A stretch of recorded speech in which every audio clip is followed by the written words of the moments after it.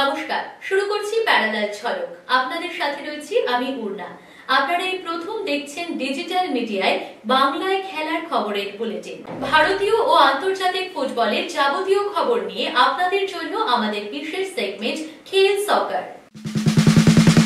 Robson রবিনোর ভাগ্য নির্ধারণ হবে বৃহস্পতিবার। সেই দিনই আবার মোহনবাগান ম্যানেজমেন্টের সঙ্গে বৈঠকে বসবেন কোচ হোসে মলিনা। আর সেই বৈঠকেই ঠিক হবে রবসান রবিনো মোহনবাগানে খেলতে আসবেন কিনা। আসলে ব্রাজিলিয়ান এই উইঙ্গারের সঙ্গে ম্যানেজমেন্ট কথা পাকা করে রাখলেও কন্ট্রাক্ট পেপার এখনও পাঠায়নি তাকে। আর সেই শেষ কাগজটা তাকে পাঠানো হবে বৃহস্পতিবার বৈঠকে মলিনা গ্রিন সিগন্যাল দিলে। আসলে গ্রেগ স্টুয়ার্টের ব্যাপারে এখনও কোনো সিদ্ধান্ত নেয়নি মোহনবাগান ম্যানেজমেন্ট। তাকে রাখা হবে নাকি রবসানে ফোকাস করা হবে সেটাও এই মিটিংয়েই ঠিক করবেন মোহনবাগান কোচ। আর শোনা যাচ্ছে নতুন এক বিদেশির সঙ্গেও নাকি কথা বলেছেন মোহনবাগান কোচ। তবে পুরো চিত্রটাই পরিষ্কার হবে ম্যানেজমেন্টের সঙ্গে মলিনার বৈঠকের পর। আনোয়ার ডিলের সময় সঙ্গে আমি ছিলাম, আর এখন মেহতাবের পাশে রয়েছে মুম্বাই। তাই হয়তো দলবদলে মেহতাবকে পেতে মোহনবাগানের থেকে অনেকটাই পিছিয়ে পড়েছে ইস্টবেঙ্গল, বলছেন রঞ্জিত বাজাজ। আসলে এ মরশুমে মেহতাব সিংকে পেতে মরিয়া হয়ে ঝাঁপিয়েছে মোহনবাগান সুপার জায়েন্ট। ইস্টবেঙ্গলও তাদের মতো করে চেষ্টা করে যাচ্ছে মেহতাবের জন্য, কিন্তু আর্থিক প্রস্তাবে যে লাল হলুদকে অনেকটাই পিছনে ফেলেছে সবুজ মেরুন। তবে ইস্টবেঙ্গল মোহনবাগান যতই মেহতাবের জন্য দর বাড়াক, শেষ সিদ্ধান্ত নেবে মুম্বাই, বলছেন রঞ্জিত বাজাজ। আর সিটিএফসি গ্রুপ যে কোনো মতেই ছাড়তে চাইছে না মেহতাব সিংকে। पिछली बार अनवर केस में था ना मैं साथ में हेल्प करने के लिए, तो अब is everything is on Mumbai and it depends totally on not on East Bengal, not on Mohun Bagan, it depends on Mumbai.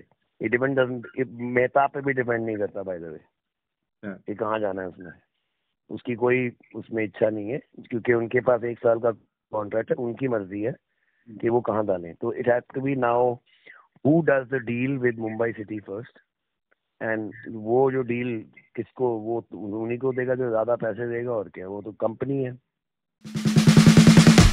মোহনবাগানে Mehtab সিংয়ের আসার রাস্তা বন্ধ হয়ে গেল। ট্রান্সফার ফির জন্য পিছিয়ে গেল মোহনবাগান।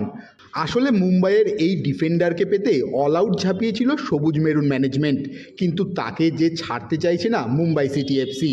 আর তাই তো যত দিন গড়িয়েছে ততই ট্রান্সফার ফি বাড়িয়ে দেওয়া হয়েছে মেহতাবের। শেষ পর্যন্ত নাকি মেহতাবের জন্য 3.5 কোটি টাকার ট্রান্সফার ফি মোহনবাগানের কাছে চেয়েছিল সিটিএফসি ম্যানেজমেন্ট।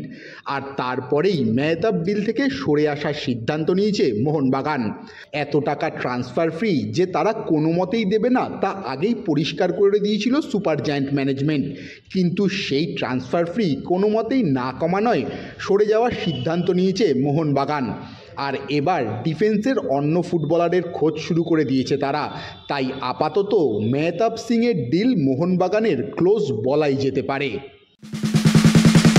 মেহতাব সিংকে পাচ্ছে না মোহনবাগান, মুম্বাই ছাড়তে নারাজ। তবে প্রাক্তন ফুটবলার অলোক মুখার্জি মনে করেন মোহনবাগানের যা টিম তাতে মেহতাবকে না পাওয়া গেলেও খুব একটা সমস্যা হবে না। তাছাড়া অলোকের বিশ্বাস মোহনবাগান ম্যানেজমেন্ট অন্য বিকল্প ঠিকই নিয়ে চলে আসবে। না পেলে সমস্যা কিছু হবে না, তো রাইট ব্যাক হয়েছে না আশিস আছে। এখন সমস্যা এখন তো আরো হয়তো দেখবে অন্য জায়গায় কোথা থেকে যদি আনতে পারে, সুতরাং সমস্যা কিছু হবে না। মেন সমস্যা তোমার দরকার, যেটা ওর কোচ বলেছিল না, যেদিকে সাইড ব্যাককে আবার সাইড ব্যাকের রিপ্লেসমেন্ট দরকার, মহিলা বলেছিল। কিন্তু এখন মেহতাবকে না পাওয়া গেলে তো কিছু, দুটো স্টপার ফরেনার আছে, ফরেনার গুলো তো ভালো চুজ করেছে না মোহনবাগান। তো আমার মনে হয় না খুব একটা অসুবিধে কিছু হবে। পেলে ভালো, না পেলে তো কিছু করার নেই, কারণ তাকে এসে তো নতুন জায়গায় খেলতে হবে না। কারণ বাইরে খেলা আর মোহনবাগান ইস্টবেঙ্গল এসে খেলা, কলকাতা মাঠে এসে খেলা একটু ডিফিকাল্ট তো আছে। সুতরাং না পেলে কি করার আছে, কিছু করার নেই। আবার মনে হয় না মোহনবাগানে কোনো সমস্যা হবে। আমার মনে হয় ঠিক ওই জায়গায় রিপ্লেসমেন্ট করে নেবে। দলবদলের বাজারে ছাপার শাড়ি বিক্রি হচ্ছে বেনারসির দরে, বলছেন প্রাক্তন ফুটবলার বিকাশ পাজি। আসলে এ মরশুমে দলবদলে ঢেলে টিম সাজাতে চাইছে লাল হলুদ, তবে সাইড ব্যাক পজিশনটা যে সবচেয়ে প্রয়োজন সেটা মনে করছেন সকলেই। ম্যানেজমেন্টও সাইড ব্যাক পজিশনের জন্য বাড়তি নজর দিয়েছে, তাই তো পাঞ্জাব এফসির টেক্সাম অভিষেক সিংকে নিতে ঝাঁপিয়েছে লাল হলুদ, কিন্তু তার ট্রান্সফার ফিজে 2 কোটি টাকা চেয়েছে পাঞ্জাব এফসি। এর মধ্যে আবার এফসি গোয়াও আসরে নেমেছে অভিষেককে পাওয়ার জন্য। আর এতেই বিকাশ পাজি বলেছেন, যে ফুটবলারটা এই মরশুমে 12 লাখ টাকায় খেলেছে তার দাম এত হয় কি করে। দেশে এখন কি সিস্টেমে চলছে জানি না, এখন 10 টাকার জিনিস কে 50 টাকা দিয়ে কিনছে কেউ। কারো যদি পয়সা থাকে কেউ যদি করে, এগুলো ঠিক না, এগুলো দিস ইজ নট ফেয়ার, এগুলো ঠিক না। একটা পারফরমেন্স ভালো হলো, লাস্ট ইয়ার এক্সেপশনাল খেললো, ও তাহলে ঠিক আছে। তাও 2 কোটি টাকা ট্রান্সফার, 12 লাখ টাকা দিয়ে খেলেছে, 2 কোটি টাকা ট্রান্সফার এবছরের পয়সা এসে গেছে বেশি। যাদের কাছে ওই মানে ওই প্লেয়ারটাকে নিতেই হবে, এগুলো ঠিক না। এগুলো বললাম না, যার যেটা দাম তাকে সেটা দেওয়া উচিত। এগুলো আনফেয়ার এগুলো। কিন্তু সে 12 লাখ টাকায় খেলেছে, সে তার ট্রান্সফার ফি যদি 2 কোটি টাকা হয়, এবার তাকে তো টাকা দিতে হবে, ওকে তো আবার একটা পেমেন্ট দিতে হবে। 2 কোটি টাকা ট্রান্সফার ফি হলে তাহলে ওর কন্ট্যাক্ট কত হবে? ওর তো বুঝতে পারছি না কি রেশিও এটা হচ্ছে, কিছু বুঝতে পারছি না। দলবদলের বাজারে মোহনবাগান নাকি ফুটবলারদের ওভারপেড করে দিচ্ছে, এমনই দাবি করেছিলেন প্রাক্তন ফুটবলার অ্যালভিটো ডিকুনা। তাতে রঞ্জিত বাজাজ বলছেন, মোহনবাগানের টাকা আছে, ওরা করতেই পারে, তবে ফুটবলারদের স্যালারি ক্যাপ খুবই প্রয়োজন বলে মনে করেন বাজাজ, নয়তো আখেরে নাকি ক্ষতিই হচ্ছে ভারতীয় ফুটবলের। Nothing to do with Mohanbagan's fault. Mohanbagan has money, they will spend. Why shouldn't they spend? जब तक कोई सैलरी क्लैप अच्छी तरह इन्होंने या कोई बजट इन्होंने क्लब्स का कोई फिक्स ही नहीं किया है कि इससे ज्यादा नहीं खर्च कर सकते हो, जैसे अब मैन सिटी को फाइनेंशियल फेयर प्ले पे they can actually next year be relegated, so it that is evening the play field के just because somebody has money. कल अगर इलॉन मस्क आ जाए यहाँ पे तो मोहनबागान भी चला जाएगा ना पानी के बाहर, because Elon Musk will have more money than them. So it's about controlling this expenditure by putting a cap, salary cap। ये और ये फिर अगेन ये ऐसा का काम है, अगर वो कैप लगा देंगे तो वहीं पे कंट्रोल हो जाएगा, then all the teams will be kind of equal and they'll be equal competition। দলবদলের ট্রান্সফার মার্কেটে ফুটবলারদের যেভাবে দাম বাড়ছে সেটা কি সত্যি যুক্তিযুক্ত? কারো কারো তো আবার শুধু ট্রান্সফার ফি 2 কোটি তো 3 কোটি টাকা। রঞ্জিত বাজাজ বলছেন, কি আর করা যাবে, ভারতীয় ফুটবলে যে ডিমান্ড অনুযায়ী সাপ্লাই নেই। See, according to the transfer market of India, it is right. See, it all depends on supply and demand. के पास इंडिया में वैसे प्लेयर 50 है तो उनका लाखों में जाएगा। So like अनवर का इतना हाई गया बिकॉज एक ही अनवर था। So it's a very, if the prices are so high, it's a very sad statement for Indian football. Why? Because जो level है उनका, that does not demand that kind of money. So that means there is no supply. That it means again there is no supply का मतलब क्या है कि नए player नहीं आ रहे, नए प्लेयर का मतलब क्या, डेवलपमेंट नहीं हो रही है। That means ग्रासरूट्स पे काम नहीं हो रहा है। जब तक ग्रासरूट्स पे काम नहीं होएगा तो you will keep hearing these ridiculous prices. Grassroots पे काम होएगा तो वहां पे अगर 50 वैसे प्लेयर होंगे तो अपने आप उनके प्राइस कम हो जाएंगे। শনিবার একসঙ্গে 3 ফুটবলারকে ছেড়ে দেওয়ার সরকারি ঘোষণা করে দিল কেরালা ব্লাস্টার্স। এই 3 ফুটবলার হলেন পেপরা, ঈশান পান্ডিতা এবং গোলকিপার কমলজিৎ। 2023-এ কেরালায় যোগ দিয়েছিলেন পেপরা। শেষ 2 মৌসুমে কেরালার গুরুত্বপূর্ণ সদস্য ছিলেন তিনি, তবে তার গত মৌসুমের পারফরমেন্সে খুব একটা খুশি নয় কেরালা ম্যানেজমেন্ট, তাই এই ট্রান্সফার উইন্ডোর আগেই তাকে ছেড়ে দেওয়া হলো। 2 বছর আগে ঈশান পান্ডিতাও যোগ দিয়েছিলেন কেরালা ব্লাস্টার্স শিবিরে। তার পারফরমেন্স নিয়েও খুশি নয় ম্যানেজমেন্ট, তাই তাকেও ছেড়ে দেওয়ার সিদ্ধান্ত নিয়েছে তারা। তাছাড়া প্রাক্তন লাল হলুদ গোলরক্ষক কমলজিৎকেও এবছরই নিয়েছিল কেরালা, তাকেও ছেড়ে দেওয়ার সিদ্ধান্ত নিয়েছে কেরালা ম্যানেজমেন্ট। আসন্ন ক্লাব নির্বাচনে নাকি ভোট দিতে পারবেন না মোহনবাগানের ঘরের ছেলে সুব্রত ভট্টাচার্য। এটা কি সত্যি? প্রশ্ন শুনে ফোনেই তিনি পাল্টা প্রশ্ন ছুড়ে দিলেন, কেন ভোট দিতে পারবো না? আমার তো সদস্য কার্ড আছে। ভোট দিতে পারবো না?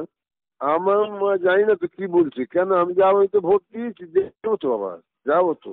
না না, এরকম তো কোনো কথা তো কোনো আমার কে বলেনি, হয় নাকি? আমি যাবো তো, ভোট যেমন দিতে যেতে হয়। হ্যাঁ, নিশ্চয়ই ন্যায্য অন্যায্য আর ভোট দেওয়া যায় নাকি? আশ্চর্য ব্যাপার।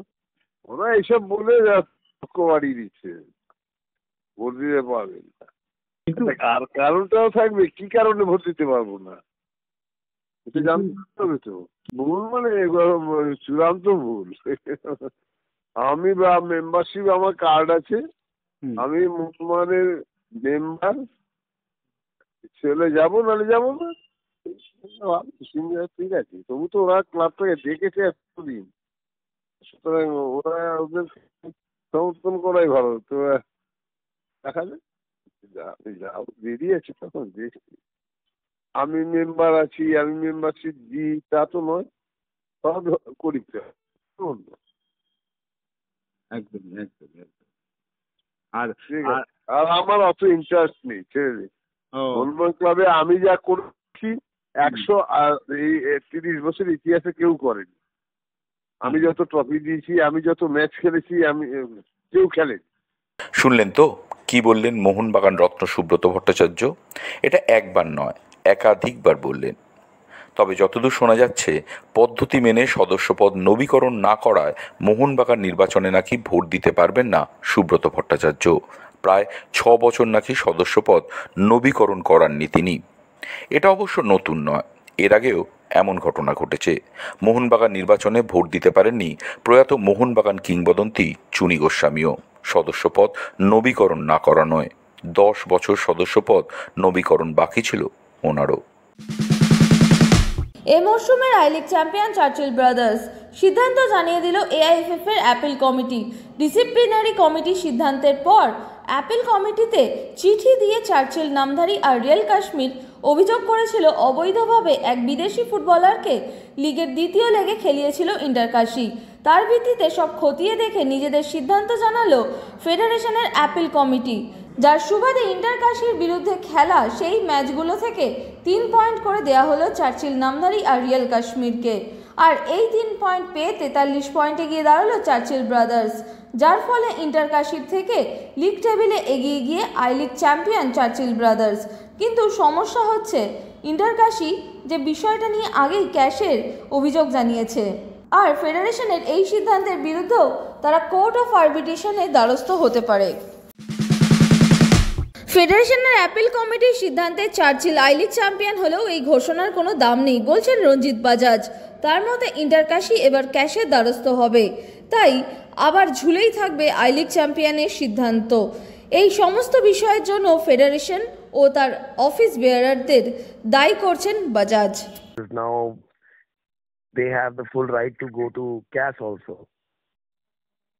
So if Interkashi decides to go to CAS on this as well, then we have a problem then, because then it will go to CAS like the other thing and it will be delayed. So I really think this whole thing has been caused by the incompetence of the federation and the way they have handled all these things. All these things should have been decided before the last match. If they were decided before the last match, there would have not been none of these problems. And they just, the worst things could have done in this league, they have done. It was by far the worst I-League ever in history because of how badly it was managed. The whole thing of who's champion, not champion, who's relegated, not relegated is finished if it takes 2 months after the league has ended. ये मतलब कि इतना ज़्यादा गंद ये पाया ही इन्होंने है. So it's just so horrible that this is happening, man. And this is the first time in Indian football it's happening for these kind of things, results. Normally the cases are for different things. So it's not, I'm not happy. I'm kind of sad because, again it's going to be long and again decisions should take place basically on the field. And this could have been made possible if they had got their act together. Because मजा क्या है अगर तुम court में जीतो जाके, एक बारी वहां पे, and both were celebrating when they won. And one person is celebrating now, then the other person celebrates, and one person celebrates. It's so sad to see. We have problem. अब उसमें भी इन्होंने बोल दिया है. अब now there's a case of FC Bengaluru with some club, जिसमें अगर उनको 3 पॉइंट मिल जाएंगे तो आइसबॉल will be relegated and they will not. तो वहां पे भी पंगा पड़ा हुआ है. I mean you know this is a bullshit going on man. Because वहां पे रेलीगेशन कैन ऑल्सो चेंज. শনিবার অনূর্ধ্ব 13 রাজ্য যুবলীগের ফাইনালে ভবানীপুর এফসিকে 4-0 গোলে হারিয়ে চ্যাম্পিয়ন হলো Bengal football academy. Bengal football একাডেমির হয়ে গোল করেন রোহিত গাজী, রোহিত টুডু, অঙ্কুশ পাল ও সম্রাট দাস। ক্রীড়ামন্ত্রী অরূপ বিশ্বাস সমস্ত ফুটবলার ও কোচ কর্মকর্তাদের এই সাফল্যের জন্য অভিনন্দন জানিয়েছেন। শনিবার রাতে ইউএফএ চ্যাম্পিয়ন্স লিগের ফাইনাল। বায়ার্ন মিউনিখের ঘরের মাঠে মুখোমুখি হবে পিএসজি ও ইন্টার মিলান। ফাইনালে এই দুই দল যখন খেলতে নামবে তখন স্বাভাবিকভাবেই খেলোয়াড়দের পাশাপাশি সকলের নজর থাকবে আরও দুজনের দিকে। তাদের মধ্যে একজন পিএসজি কোচ লুইস এনরিকে, অন্যজন ইন্টার মিলানের কোচ সিমোনে ইনজাগি। 2015 সালে লুইস এনরিকের হাত ধরেই বার্সেলোনা শেষবার চ্যাম্পিয়ন্স লিগ জিতেছিল। সেক্ষেত্রে এটি তার সামনে দ্বিতীয়বার শিরোপা জয়ের হাতছানি। অন্যদিকে 2023 সালে ইন্টার মিলানকে চ্যাম্পিয়ন্স লিগের ফাইনালে নিয়ে গেছিলেন সিমোনে ইনজাগি, কিন্তু জেতাতে পারেননি। ফলে তার সামনে নিজেকে প্রমাণ করার আরও একটা সুযোগ। সব মিলিয়ে চ্যাম্পিয়ন্স লিগ ফাইনালে যে ফুটবলারদের পাশাপাশি কোচেদের মস্তিষ্কেরও জোর টক্কর চলবে তা বলাই বাহুল্য। গত সোমবার আনুষ্ঠানিকভাবে ব্রাজিল কোচের দায়িত্ব নিয়েছেন কার্লো আনসেলেত্তি। এমনকি জুনে বিশ্বকাপ বাছাইয়ের 2টি ম্যাচের জন্য ব্রাজিলের স্কোয়াডও ঘোষণা করেছেন তিনি। কিন্তু এখন শোনা যাচ্ছে ব্রাজিলের কোচ হিসাবে আনসেলেত্তির এই নিয়োগের বিষয়ে তদন্তে নেমেছে ফিফা। ইতালিয়ান এই কোচের নিয়োগে মধ্যস্থতাকারীর ভূমিকায় ছিলেন দিয়াগো ফার্নান্দেজ। স্প্যানিশ এক সংবাদ মাধ্যম সূত্রে জানা যাচ্ছে ফিফা নাকি অফিসিয়ালি ব্রাজিল ফুটবল কনফেডারেশনের কাছে জানতে চেয়েছে আনচেলত্তির এই নিয়োগে মধ্যস্থতা করা ফার্নান্দেজকে তারা কেন কমিশন হিসেবে 12 লক্ষ ইউরো দিয়েছে সেই বিষয়ে ব্যাখ্যা চাওয়া হয়েছে। বিশ্বজুড়ে 22 গজের নানান রকম খবর, ক্রিকেটের সেই সমস্ত খবর নিয়ে আমাদের বিশেষ সেগমেন্ট লিগ ছক্কা।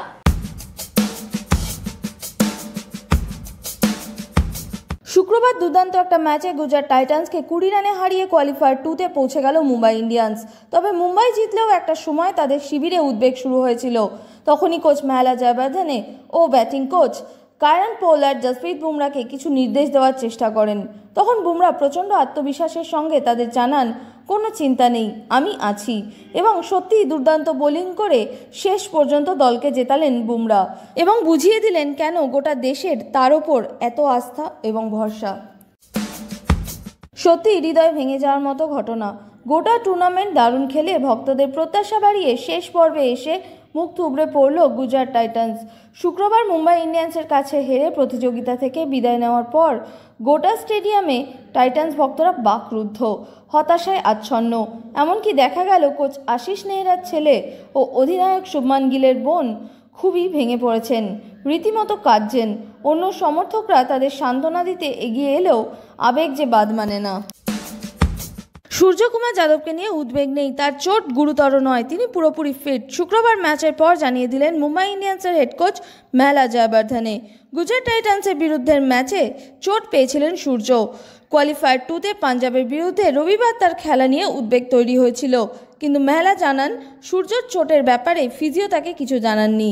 সূর্য খেলার জন্য তৈরি।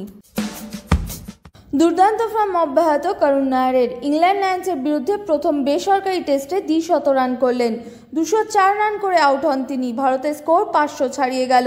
প্রথম শ্রেণীর ক্রিকেটের রেকর্ড 4 বার 200-র বেশি রান করলেন তিনি। 7 বছর পর টেস্ট দলে প্রত্যাবর্তন ঘটেছে। ইংল্যান্ডে প্রথম টেস্ট শুরু হওয়ার আগে তার 200 রান স্বস্তি দিল টিম ইন্ডিয়াকে। বাংলাদেশের কিংবদন্তি ক্রিকেটার আমিনুল ইসলাম বাংলাদেশ ক্রিকেট বোর্ডের নতুন প্রেসিডেন্ট হলেন। তিনি বুলবুল নামেই পরিচিত। বাংলাদেশের হয়ে প্রথম টেস্ট 100 রান করেছিলেন তিনি।